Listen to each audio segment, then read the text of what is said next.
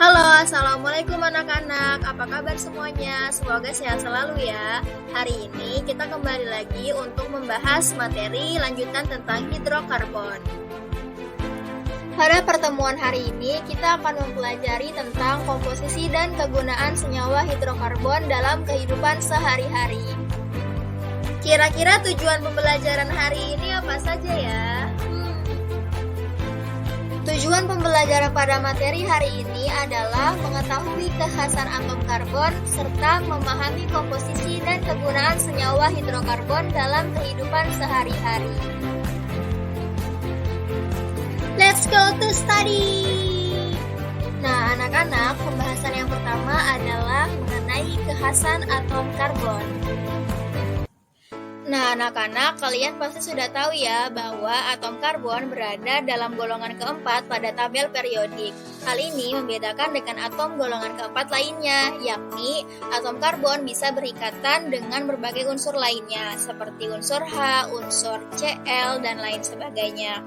Kemudian, dia juga berada pada periode kedua, sehingga menyebabkan memiliki jari-jari paling kecil di antara atom-atom lain pada golongan keempat tersebut. Nah, anak-anak, coba perhatikan gambar ikatan karbon berikut ini.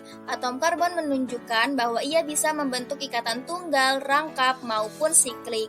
Kemudian, pada gambar yang atas, atom karbon menunjukkan bahwa ia bisa membentuk ikatan rantai maupun cabang. Materi selanjutnya adalah mengenai komposisi dan kegunaan senyawa hidrokarbon dalam kehidupan sehari-hari. Anak-anak semua pasti sudah tahu ya bahwa senyawa hidrokarbon merupakan senyawa yang tersusun dari unsur karbon dan hidrogen. Nah, untuk bisa digunakan dalam kehidupan sehari-hari, ia harus bereaksi terlebih dahulu dengan zat lain untuk bisa digunakan, seperti untuk bahan pembuatan kain, pupuk, obat-obatan, dan lain sebagainya. Senyawa hidrokarbon yang digunakan sebagai bahan dasar umumnya berupa hasil distilasi dan cracking minyak bumi seperti gas metana atau CH4, etana atau C2H6, dan hidrogen aromatik seperti benzena atau C6H6 dan yang lain sebagainya.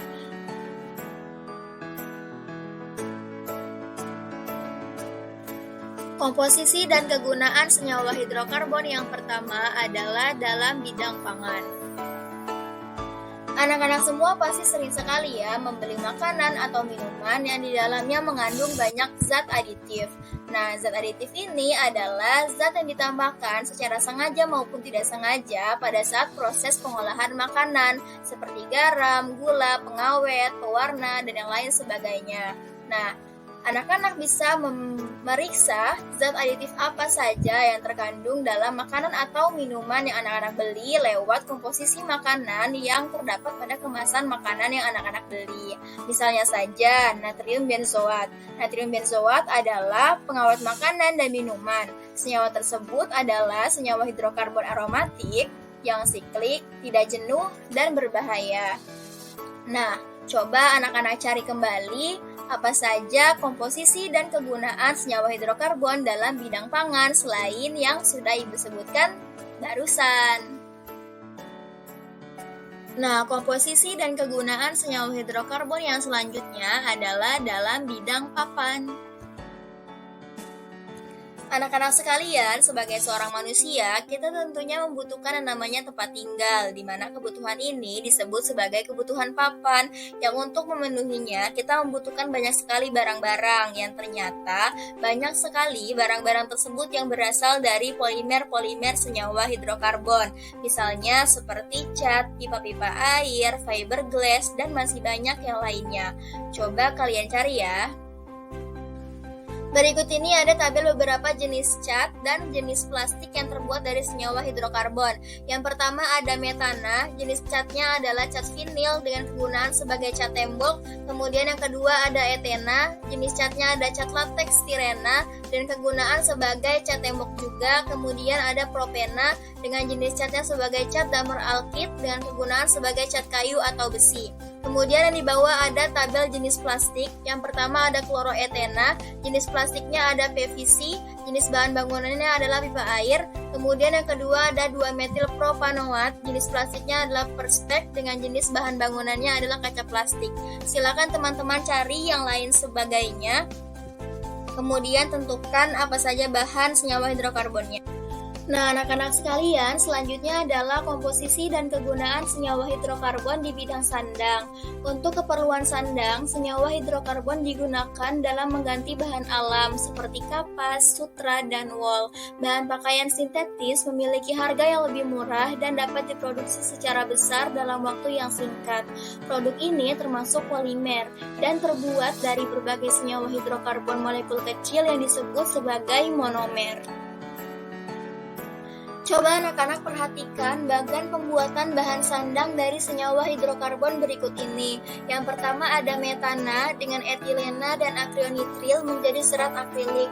Kemudian ada etena dengan etilen oksida dan akronitril menjadi serat akrilik juga.